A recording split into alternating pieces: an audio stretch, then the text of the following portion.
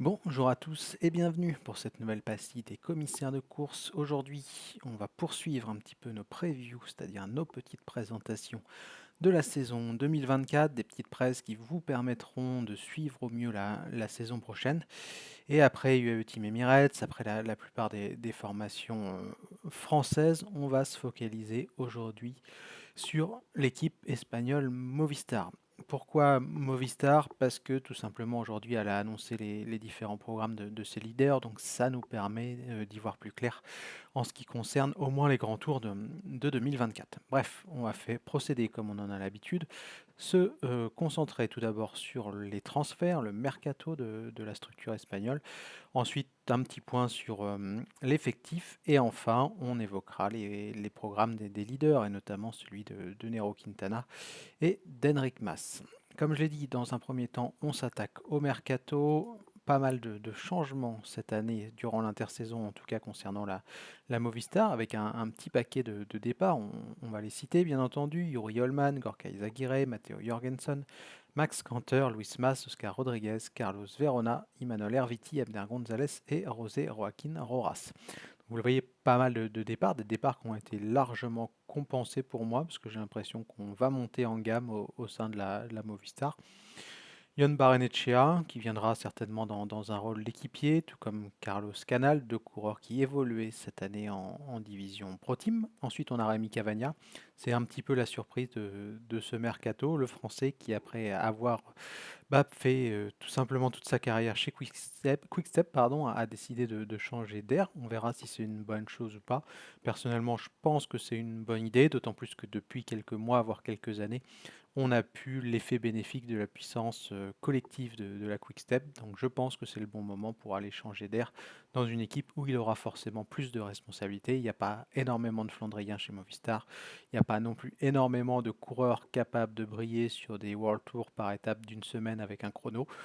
Des courses qui correspondent sur le papier à Rémi Cavagna. Donc on verra bien ce qu'il en est, mais moi en tout cas j'ai hâte de voir ce que donnera le coureur français l'an prochain et quel sera son programme de course aussi. David Echimolai qui vient peut-être dans un rôle de sprinter, peut-être dans un rôle de poisson pilote. C'est un pari parce que Cofidis n'en voulait plus, je crois, donc on verra s'il arrive à se relancer du côté de la formation espagnole. Davide Formolo, bonne pioche, un coureur un petit peu sous-coté qui n'avait pas beaucoup de liberté au sein du UAE Team Emirates. On verra si chez Movistar, là encore, dans un profil où on n'a pas énormément de monde, il pourrait trouver sa place parce qu'il n'y aura pas les Pogacar, les Ayuso, les Almeida, etc. etc. Donc peut-être une bonne chose, un bon transfert en ce qui concerne Formolo. Lorenzo Milesi, la petite surprise du chef, encore un coureur qui quitte la team DSM avant la fin de son contrat et qui s'est engagé là il y a quelques jours, hier même d'ailleurs, pour la Movistar. C'est le champion du monde du chrono, U23, donc on verra ce que ça donne l'an prochain. Là aussi c'est un profil intéressant parce que très bon rouleur. On verra ce qu'il en est pour les autres terrains et j'imagine que 2024 sera une année d'apprentissage pour lui. Manlio Moro, à vrai dire, j'ai pas compris. Je sais pas si c'est lié à un deal, si c'est pour une raison quelconque, obscure. Bref, on verra ce que ça donne, mais voilà, pour moi, il n'a pas le niveau pour l'instant, en tout cas, enfin, de ce qu'on a vu d'être dans un effectif de World Tour, donc il y a certainement une raison que je ne connais pas, mais je suis assez surpris. Nero Quintana, la surprise du chef, une surprise dont clairement moi je me serais bien passé vu le passif du coureur et notamment sa disqualification lors du Tour de France, le fait qu'il était blacklisté, qu'il revienne comme ça une année après. J'espère que ça fonctionnera pas, je vais quitter un petit peu mon objectivité pour le dire très sincèrement. Voilà, je pense que pour m'éviter beaucoup d'agacement, j'espère très sincèrement que Nero Quintana ne fera pas une grosse saison parce que sinon, ça poserait quand même, je trouve, deux, trois problèmes. Il était sur la pente descendante chez Arkea, avec un niveau très correct en même temps. Mais voilà, si 2 ans plus tard et après une année blanche, on remonte en gamme, alors qu'on a passé la trentaine, ça amènera à se poser des questions. Et pour le bien du vélo, je pense que ce serait une bonne chose que le niveau de Nero Quintana soit plus ou moins normal, entre guillemets. Bref, Ravia Romo qui vient en provenance d'Astana. Ravia Romo, c'est un ancien triathlète. Pareil qui n'a pas forcément encore marché donc, sur la route, donc on verra ce qu'il en est. Peleo Sanchez, j'aime bien, coureur qui a des très très grosses données. Et il a fait une belle année chez Burgos, donc on verra bien s'il franchit un cap. Là aussi, à l'instar de Formolo, de Cavagna ou de Milesi, il y a de la place chez Movistar. Donc ça peut être intéressant de voir ce qu'il donnera sur des épreuves un petit peu difficiles. Bref, voilà pour le mercato. Si je veux conclure cette partie, je dirais tout simplement que la Movistar se renforce pour moi à l'intersaison. On va se focaliser sur l'effectif, pas trop longtemps parce que j'ai déjà parlé des principales recrues. À tout ça, on va ajouter forcément des coureurs confirmés comme Alex Aramburu. Quand on regarde un petit peu la liste, il y a aussi un Garcia Cortina. C'est des coureurs qui ont peut-être une petite revanche à prendre, qui sont en dessous de ce qu'on pouvait attendre, je trouve, en tout cas. Fernando Gaviria, on verra ce que ça donne. Moi, je l'ai trouvé mieux cette année, dans des registres un peu différents. C'était vachement sympa. Je trouvais les sprints qu'il a anticipés, par exemple. Peut-être que Simolai pourra lui être utile.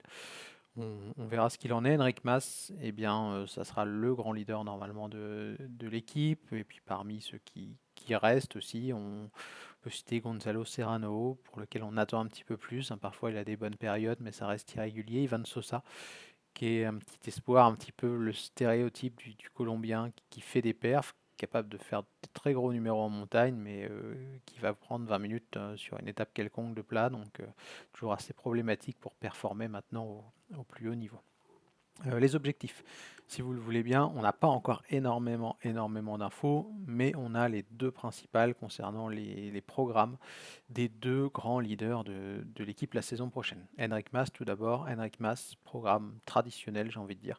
Il sera sur les routes du Tour de France et il enchaînera avec la Vuelta. Nero Quintana, objectif un petit peu différent. Il se dit, même si ce n'est pas officiel, qu'il reprendra lors du Tour de Colombie, qui reverra le jour la saison prochaine, et ça c'est une bonne nouvelle, qu'il ciblera le Giro, où il n'y aura pas une concurrence folle, je pense, et ensuite il devrait prendre un peu de repos et lui aussi participer à la Vuelta. Donc, pour récapituler, Enric Mas au Tour, Quintana au Giro, et les deux compères donc qui se retrouveront sur les routes du Tour d'Espagne. On verra lequel des deux sera le plus fort. Ça peut aussi donner des trucs bizarres, parce qu'on le sait avec la Movistar, pardon.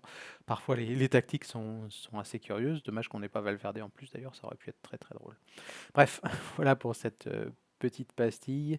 Je vous souhaite à tous une excellente journée, de joyeuses fêtes si vous n'écoutez pas d'émission d'ici là, et à très bientôt. Ciao.